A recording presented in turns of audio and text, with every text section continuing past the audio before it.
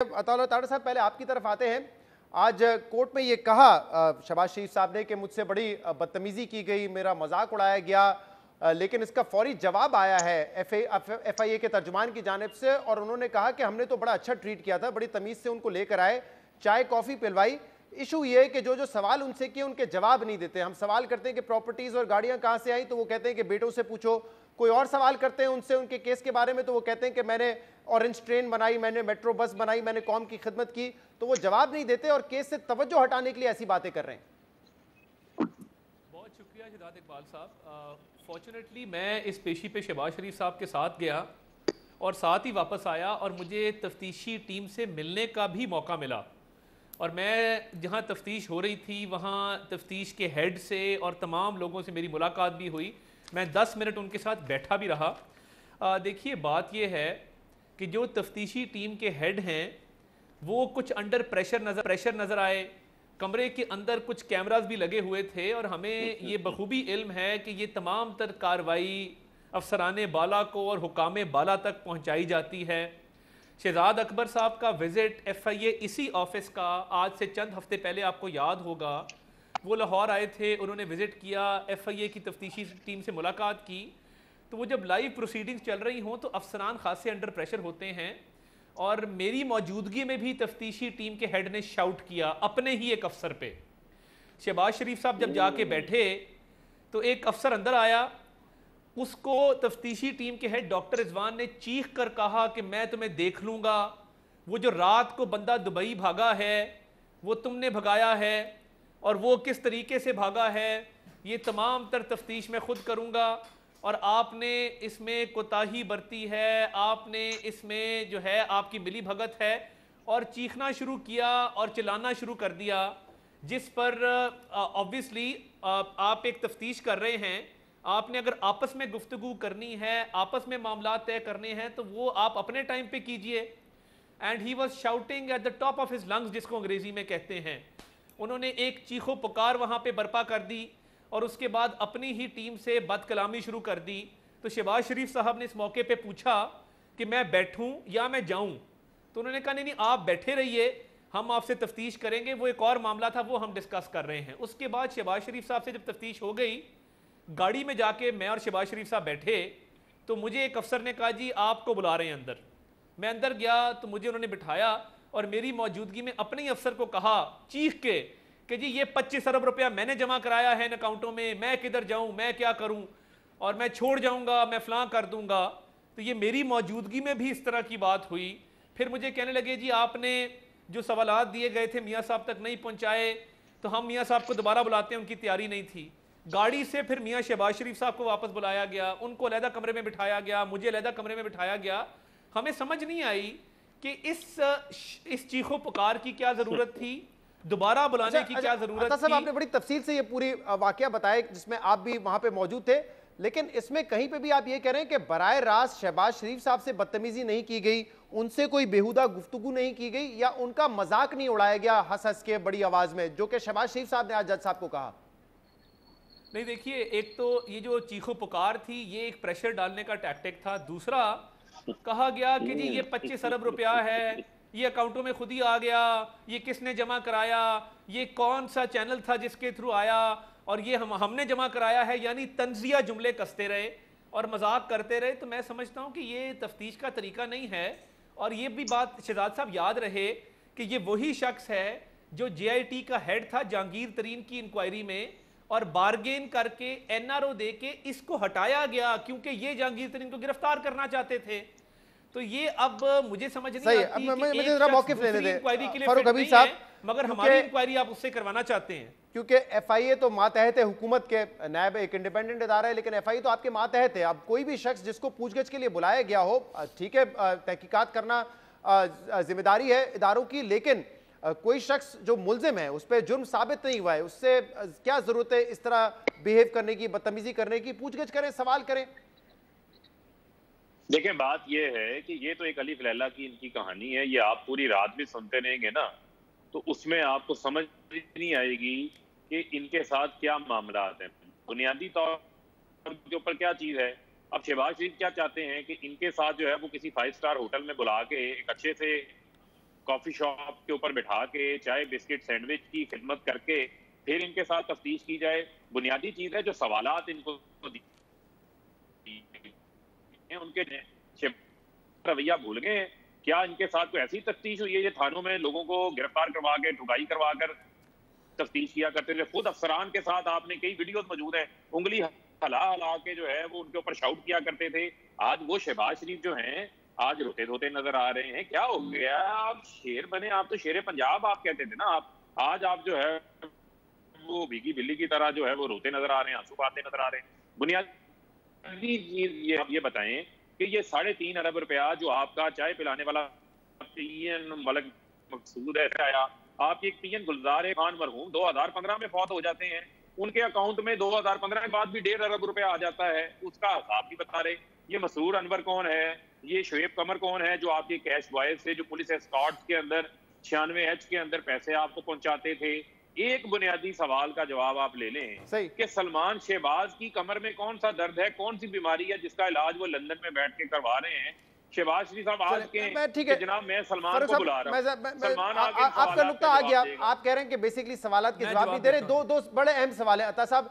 एक तो ये कि तफ्तीश हुए हुए 10-12 दिन हो गए, आज क्यों ख्याल आया? इससे पहले तो जिक्र नहीं किया, मीडिया पे आप आके आराम से ही बात कर सकते थे, 10 दिन बाद क्यों ख्याल आया? और दूसरा जो FIA तर्जुमान भी कह रहे हैं कि भाई आप सवालात के जवाब दे दें, और जिस किस्म के जवाबात हमजा शहबाज या शहबाज शरीफ साहब ने दिए वो रिपोर्ट हुए। कोई भी सवाल उनसे पूछते हैं कहते हैं मुझे नहीं पता, मैं सियासत में मसरूफ था।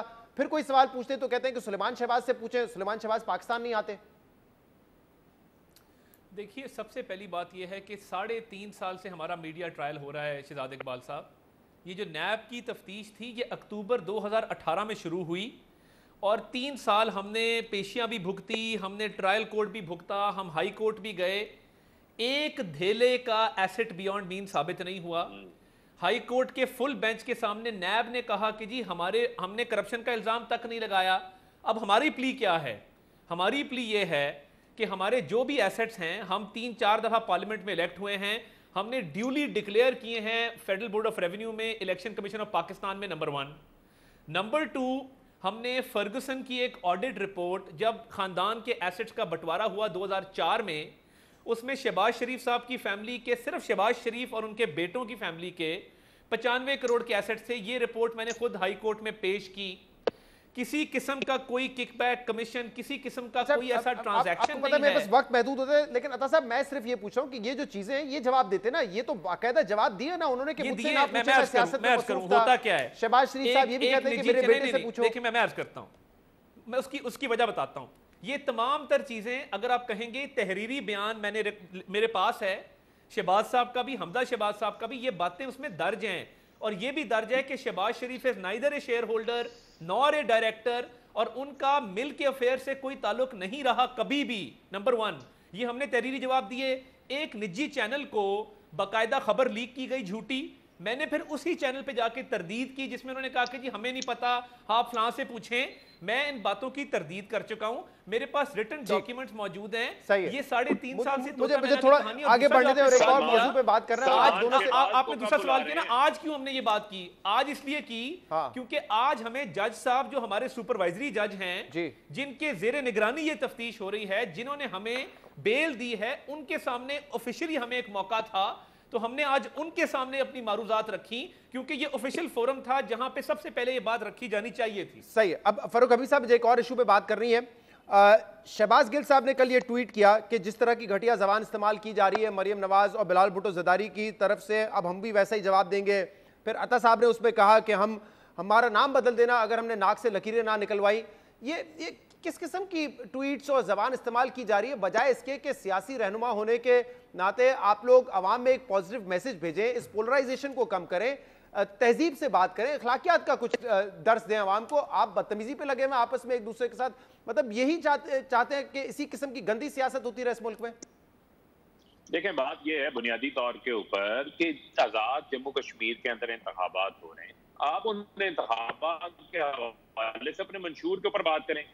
जब आप ये कहें कि कश्मीर का सौदा हो गया, तो फिर उस वक्त तो ये बात तो सामने आएगी कि फिर मोदी आपके घर पे आए थे, आपके प्राइवेट फंक्शन पे आए थे, उस वक्त को हुर्रियत रहनुमाओं को तो नहीं बुलाया गया था। आप हलफ पे जाते हैं, वहां हुर्रियत रहनुमाओं को मिलने की बजाय भारतीय प्रेशर के ऊपर आप भारतीय अदाकाराओं को मिलने चले जाते हैं, कुलभूषण का नाम आप लेना नहीं पसंद करते। ये जिस किस्म की जुबान इन्होंने शुरू की है, वहां पर इनको पता होना चाहिए कि वजीर आजम इमरान खान ने कश्मीर के सफीर होने का हक अदा किया।